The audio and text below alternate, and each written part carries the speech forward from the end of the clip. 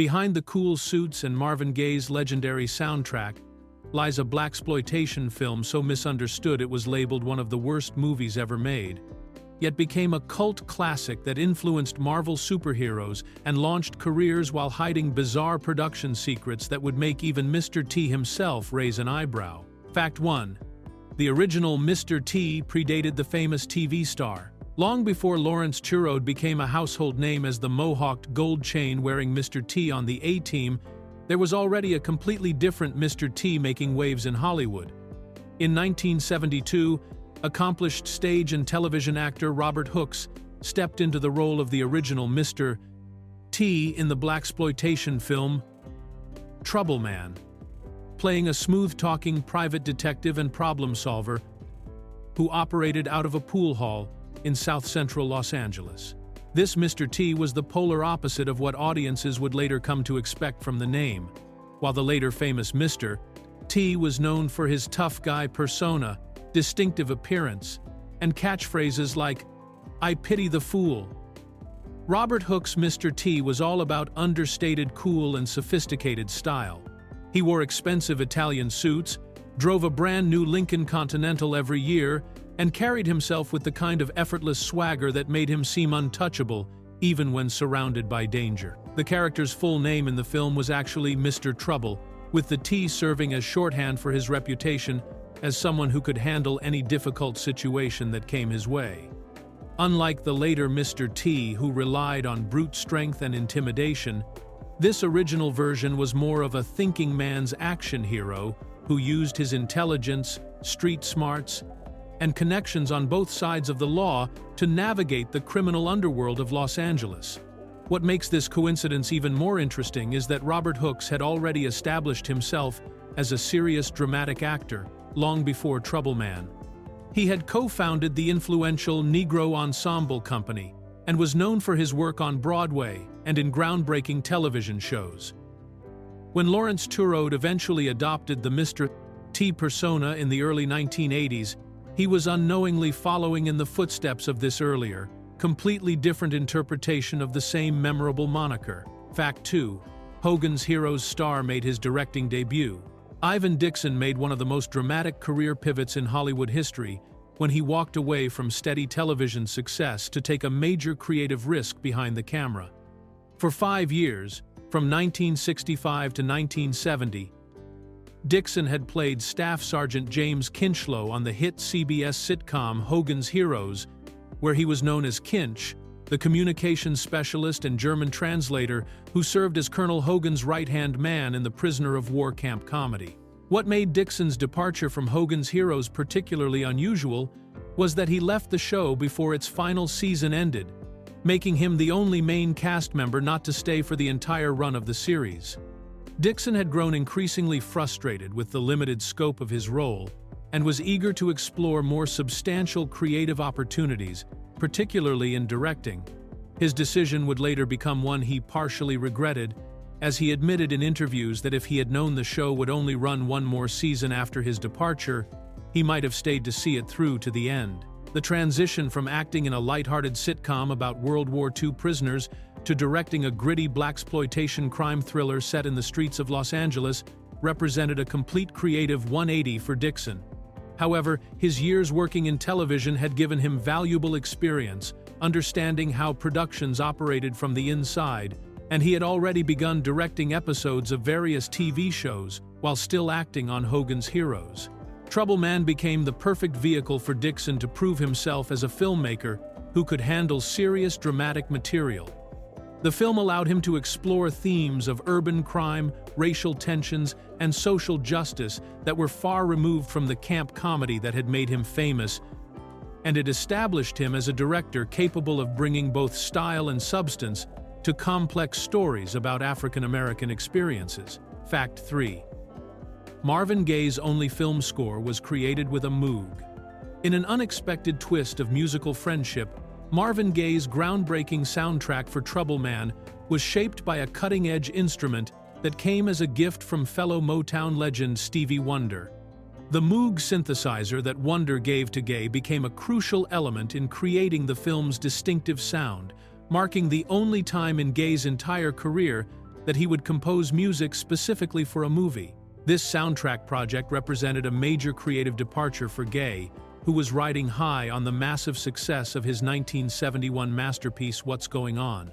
Following the triumph of that socially conscious album, Motown offered him the opportunity to try his hand at film scoring, and Gaye seized the chance to explore entirely new musical territory. The timing was perfect, as Motown had recently moved its primary operations from Detroit to Los Angeles, where Gaye relocated to work on the project at the newly established Hitsville West Studios in Hollywood. The Moog synthesizer proved to be the perfect tool for Gaye to create the futuristic, atmospheric sounds that would define the Trouble Man score. This electronic instrument was still relatively new and exotic in 1972, and Gaye used it to craft everything from spacey background textures to the memorable synthesizer lines that accompanied the saxophone solos throughout the album. The result was a sound that felt both contemporary and ahead of its time, blending traditional soul and jazz elements with electronic innovation. What makes this musical collaboration even more remarkable is that Gaye composed the entire score himself while also handling all the production duties, giving him complete creative control over every aspect of the music. He worked with several arrangers and invited musicians from both the legendary Funk Brothers and Hamilton Bohannon's band to contribute to the sessions. But the vision and the synthesizer work were entirely his own. Fact 4. The film was branded one of the 50 worst ever made.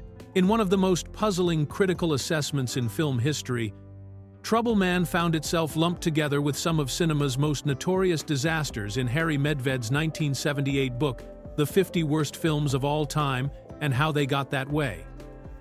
Scathing publication placed the blaxploitation thriller alongside legendary bad movies like Plan 9 from Outer Space, Robot Monster, and Santa Claus Conquers the Martians, creating a bizarre collection that mixed genuine cinematic catastrophes with films that were simply misunderstood or unfairly targeted.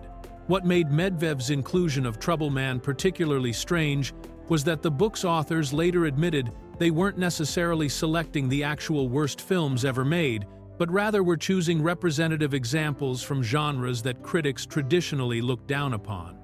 In their own foreword, Harry Medved and co-author Randy Dreyfuss confessed that some titles were selected not because they were genuinely terrible, but simply because they represented film categories that had never been critical darlings, such as blaxploitation movies, spaghetti westerns, and Japanese monster films. The book's treatment of Trouble Man was especially harsh, with contemporary reviews quoted calling it predictable and bland, while one critic dismissed it as a big ripoff that was inept in execution. However, this negative assessment completely ignored the film's stylish direction, Robert Hooke's compelling performance, and Marvin Gaye's groundbreaking soundtrack, all of which would later be recognized as significant contributions to 70s cinema. The irony of this critical drubbing became even more apparent decades later when Complex magazine included Trouble Man on their 2009 list of the 50 best blaxploitation movies of all time, proving that sometimes the worst critical assessments can age about as poorly as the films they're meant to criticize. Fact 5. Marvel's Captain America canonized the soundtrack. More than 40 years after its original release, Marvin Gaye's Trouble Man soundtrack received one of the most unexpected endorsements in entertainment history when it became an official part of the Marvel Cinematic Universe. In the 2014 blockbuster Captain America: The Winter Soldier, the album plays a crucial role in helping Steve Rogers, who had been frozen in ice since World War II, understand the modern world he'd missed during his decades-long sleep. The memorable scene occurs when Sam Wilson, played by Anthony Mackie, gives Steve Rogers a list of essential cultural touchstones he should explore to catch up on everything that happened while he was frozen. Among the recommendations on this list is Marvin Gaye's Trouble Man album, which Wilson describes as capturing everything Rogers missed about American culture, particularly the African-American experience, all packed into one essential recording. This Marvel connection didn't end with that single film reference, as the Trouble Man album continued to appear throughout the Marvel Cinematic Universe. The soundtrack was later referenced again in the Disney Plus series The Falcon and the Winter Soldier, where it became part of an amusing exchange between Sam Wilson and the villainous Baron Zemo.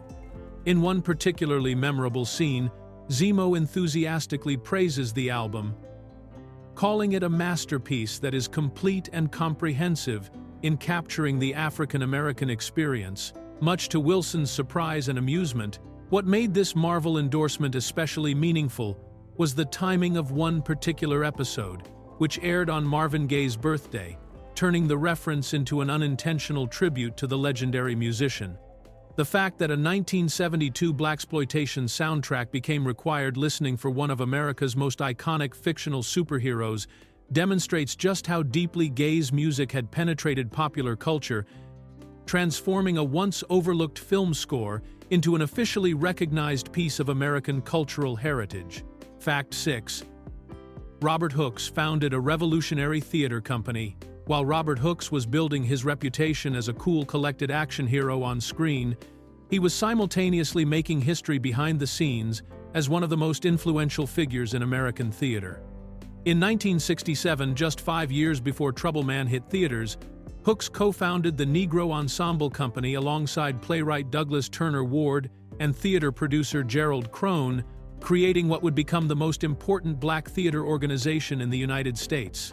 The Negro Ensemble Company emerged from Hooks's earlier work with the Group Theater Workshop, a tuition-free training program he had established in 1964 to give disadvantaged urban teenagers a chance to explore acting and theatrical arts. This grassroots approach to developing talent would become the foundation for the larger organization that followed, and Hooks' commitment to providing opportunities for black artists remained at the heart of everything the company accomplished. What made the Negro Ensemble Company truly revolutionary was its role as a launching pad for careers that would define American entertainment for decades to come. The organization is credited with helping to start the careers of major artists across all disciplines, including actors like Denzel Washington, James Earl Jones, Lawrence Fishburne, and Samuel L. Jackson, along with countless writers, directors, and other theater professionals who would go on to achieve national and international recognition. The company's influence extended far beyond just developing individual talent, as it also created a substantial body of performance literature that provided the backbone for African American theatrical classics. By the time Hooks was starring in Trouble Man, he was already recognized not just as a talented actor, but as a visionary leader who had fundamentally changed the landscape of American theater by ensuring that black artists had the training, support, and opportunities they needed to tell their own stories on their own terms. Fact 7. The film cost more than a luxury car. When audiences watched Mr. T cruise through the streets of Los Angeles in his sleek ride, they were actually looking at one of the most expensive automobiles money could buy in 1972. The character's Lincoln Continental Mark IV two-door hardtop carried a manufacturer's suggested retail price of $8,640, which might not sound like much by today's standards. But when adjusted for inflation, that sticker price translates to over $51,800 in modern currency. To put this astronomical cost into perspective, that single car was more expensive than many luxury vehicles available today, including some models from BMW, Mercedes-Benz, and Audi that would be considered premium purchases for most buyers. The Lincoln Continental Mark IV represented the absolute pinnacle of American automotive luxury at the time, featuring premium materials, cutting-edge technology for the era, and the kind of commanding presence on the road that perfectly matched Mr. T's sophisticated persona throughout the film. The choice of such an extravagant vehicle wasn't accidental, as it served as a crucial visual element in establishing the character's success and status within the criminal underworld of South Central Los Angeles. The film makes a point of mentioning that Mr. T buys a brand new luxury car every single year, which would have required an annual automotive budget equivalent to well over $50,000 in today's money, demonstrating just how lucrative his problem-solving business had become. This expensive prop choice also highlighted the stark contrast between Mr. T's affluent lifestyle and the rough neighborhood where he operated, showing audiences that despite his roots in South Central, the character had achieved a level of financial success that allowed him to enjoy the very best that American automotive engineering had to offer during the early 1970s. Fact 8. Real boxers played themselves in cameos. In an effort to bring genuine street credibility to the South Central Los Angeles setting, the filmmakers of Trouble Man decided to cast actual boxing figures from the local community, rather than relying solely on actors pretending to be fighters. The most notable of these authentic casting choices was Danny Little Red Lopez, who appeared in the film playing himself while he was actively competing as a real-life featherweight champion, bringing the kind of natural athletic presence that would have been impossible to fake with traditional casting. Lopez wasn't just any boxer making a cameo appearance, but rather a legitimate professional fighter who was making a name for himself in the boxing world during the early 1970s. His inclusion in the film added a layer of authenticity that helped ground the movie's portrayal of the gritty urban environment where Mr. T operated, showing that the character moved through real communities populated by actual local personalities, rather than a Hollywood version of street life. Even more significant was the casting of Howie Steindler, who owned and operated the famous Main Street Gym in downtown Los Angeles, one of the most respected training facilities in the city's boxing community. Steindler appeared in the film as himself, and his gym was used as an actual location during filming, creating a direct connection between the movie and the real boxing culture that thrived in that part of Los Angeles during the 1970s. The decision to use Steindler's gym and feature him in the film was particularly smart because he was Lopez's actual trainer in real life, meaning their on-screen interactions carried the natural chemistry and authenticity that comes from people who genuinely knew each other and worked together outside of the movie. This approach helped create a more believable world where Mr. T's character could realistically exist and operate. Fact 9. The pool hall mirrors a real-life film trope. The climactic shootout in Trouble Man wasn't just designed to be an exciting action sequence, but was actually a deliberate homage to one of the most famous scenes in film noir history.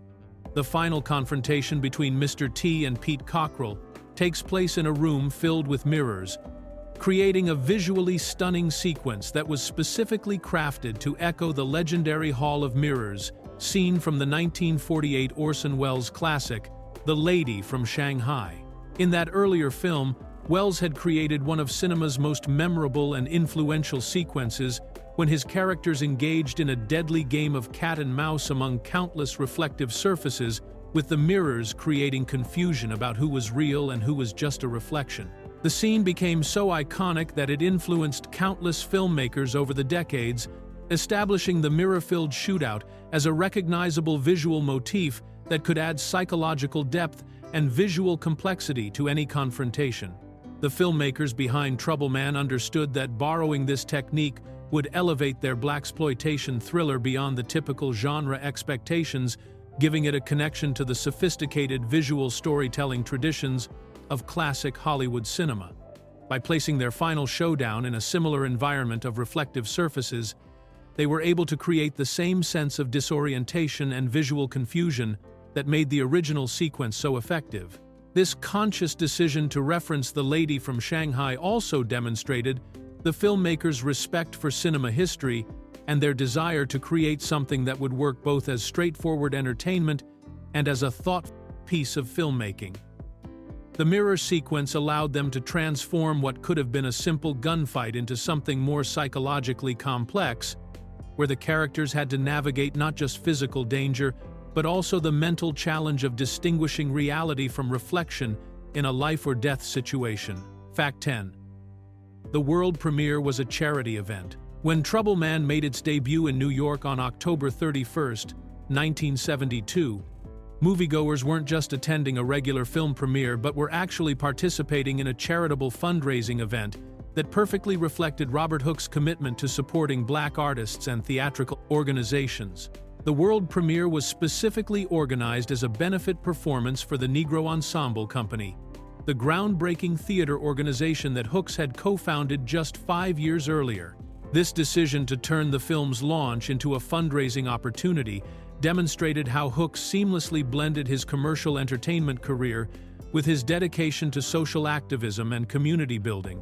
Rather than simply celebrating his starring role in a major studio production, He used the high-profile event as a platform to draw attention and financial support to the theatrical company that had become one of the most important institutions for developing black talent in American theater. The choice to make the premiere a benefit event was particularly meaningful because it connected the film's themes of urban community and social responsibility directly to real-world action that could make a tangible difference in the lives of aspiring artists.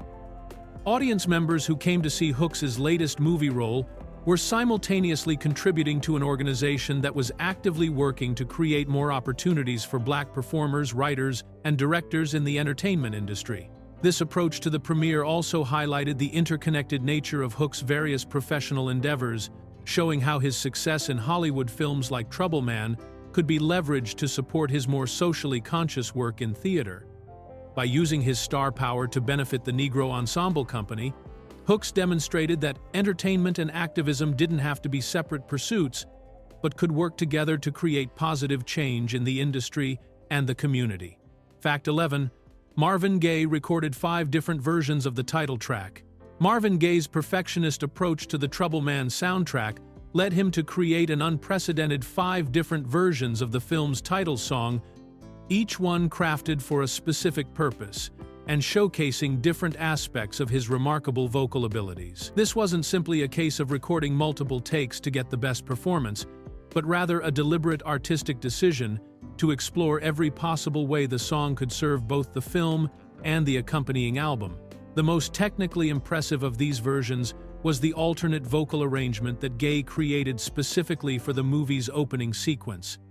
This particular recording featured an innovative double-tracking technique where Gaye sang 2 completely separate lead vocal parts that were then layered on top of each other, creating a rich harmonic texture that combined his soaring falsetto with his deeper, more soulful lower register. The result was a sound that seemed to feature 2 different singers harmonizing perfectly, even though it was actually just Gaye's voice recorded at different times and mixed together. The single version that was released to radio stations and record stores featured a more straightforward vocal approach, with Gaye delivering a single lead vocal performance that emphasized the song's bluesy, streetwise character. Meanwhile, the remaining 3 versions were crafted as instrumentals for the soundtrack album, with Gaye providing synthesizer keyboard work while saxophone solos carried the main melodic lines, creating atmospheric pieces that could underscore different moods and scenes throughout the film. This extensive approach to recording the title track demonstrated Gaye's understanding that film music needed to serve multiple functions, from providing emotional support for specific scenes to working as standalone songs that could succeed on their own merits. Each version was carefully tailored to its intended use, whether that was creating atmosphere during dramatic moments or delivering a radio-friendly hit that could promote the movie. Fact 12. The film shot at historic Los Angeles landmarks. The production team behind Trouble Man made the inspired decision to film at some of Los Angeles's most prestigious architectural landmarks, unknowingly creating a time capsule that would preserve these iconic buildings during their prime years for future generations to appreciate. 2 of the most significant locations were the Century Plaza Hotel in Century City and the historic United Artists Theater in downtown Los Angeles, both of which have since become recognized as important examples of mid-century American architecture and design. The Century Plaza Hotel, which opened in 1966, was still relatively new when filming took place, and represented the height of modern luxury hospitality in Los Angeles. This twin-tower complex was designed by the renowned architectural firm Minoru Yamasaki and Associates, the same team responsible for the original World Trade Center towers in New York City, and it quickly became a symbol of the sophisticated cosmopolitan lifestyle that Los Angeles was cultivating during the 1970s. By featuring this location in the film, the producers were able to show Mr. T moving through genuinely upscale environments that matched his expensive tastes and successful lifestyle. The United Artists Theater presented an entirely different kind of architectural significance, as this downtown venue had originally opened in 1927 as one of the most elaborate movie palaces of the silent film era. Designed in the ornate Spanish Gothic style that was popular during the 1920s, The theater featured intricate decorative details and a grand interior that had hosted countless Hollywood premieres and special events throughout its history. What makes these location choices particularly fascinating today is that both buildings have achieved landmark status and are now considered architectural treasures worthy of preservation. The Century Plaza Hotel has been recognized for its importance to modern Los Angeles development, while the United Artists Theater has been lovingly restored and continues to serve as a venue for major entertainment events. Fact 13. A television star played the main villain before the Waltons. One of the most remarkable casting coincidences in television history occurred when Ralph Waite was simultaneously playing two completely opposite characters on different screens during the exact same time period.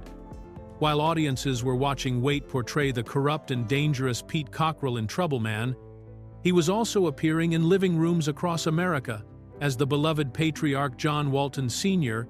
on the wholesome family drama The Waltons, which had just premiered on CBS in September 1972.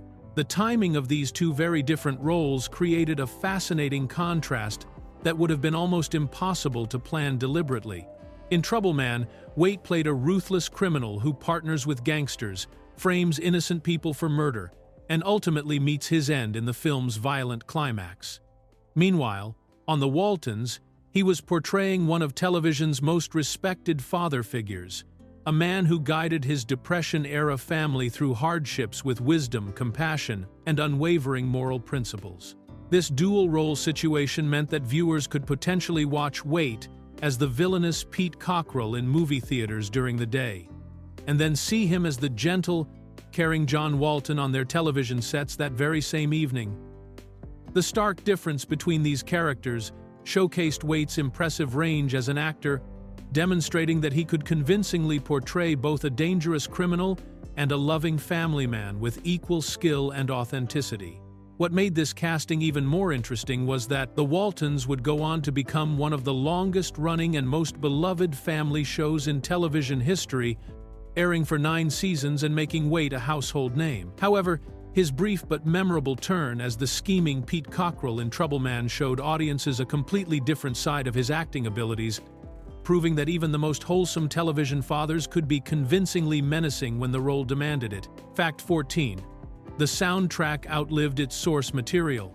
In one of the most ironic twists in entertainment history, Marvin Gaye's Trouble Man soundtrack achieved everything that the actual movie failed to accomplish, becoming a lasting cultural touchstone while the film itself faded into relative obscurity.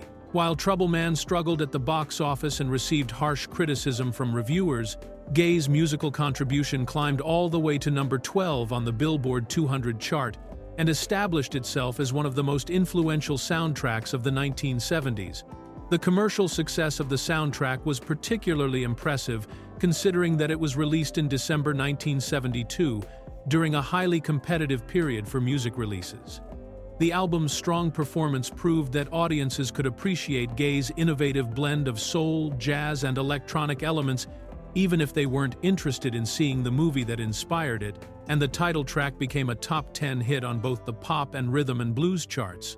What truly demonstrated the soundtrack's enduring appeal was its continued use in major Hollywood productions decades after the original film had been largely forgotten. The haunting title track found new life in David Fincher's psychological thriller Seven, where it played during a dinner scene between Morgan Freeman and Brad Pitt's characters, introducing Gaye's music to an entirely new generation of moviegoers who had never heard of the original blaxploitation film. The soundtrack's influence continued to grow throughout the 2000s, with the music being prominently featured in John Singleton's action drama Four Brothers, where multiple tracks from the album were used to create atmosphere and emotional depth. Even more significantly, the album became part of the Marvel Cinematic Universe through its appearances in Captain America, The Winter Soldier, and The Falcon and the Winter Soldier, ensuring that Gaye's musical legacy would reach global audiences who might never know that the songs originally came from a 1972 crime thriller that most critics had dismissed as forgettable. Fact 15. It inspired a 2025 remake with Method Man. More than 50 years after the original Trouble Man disappeared from theaters amid critical scorn, the film received the ultimate vindication when martial arts star Michael Jai White decided to create a modern remake that premiered in 2025. This new version, which White both directed and starred in, proved that the original blaxploitation thriller had developed a devoted following among action filmmakers who recognized its influence on the genre, even if mainstream critics had initially dismissed it as forgettable. The 2025 remake transported the story from 1970s Los Angeles to modern-day Atlanta, with White playing a former police officer turned private investigator named Jackson, who gets caught up in a conspiracy involving a missing rhythm and blues singer. While the new film updated the setting and characters for contemporary audiences, it maintained the core elements that made the original memorable, including the smooth-talking protagonist who operates in the gray area between law enforcement and the criminal underworld. One of the most exciting casting choices for the remake was the inclusion of Method Man, the legendary rapper and actor from Wu-Tang Clan, who brought his own brand of street credibility to the project. In a clever nod to his musical background, Method Man's character makes a tongue-in-cheek reference to his past when asked about his previous career, claiming he was part of a boy band, which was the filmmaker's playful way of acknowledging his membership in the iconic hip-hop group. The decision to remake Trouble Man after so many decades demonstrated how the original film had quietly influenced generations of action filmmakers who appreciated its blend of urban crime drama, stylish characters, and authentic street-level storytelling. The fact that a respected action star like Michael Jai White chose this particular property for a remake showed that sometimes the true value of a film becomes apparent only when viewed through the lens of time and changing cultural perspectives.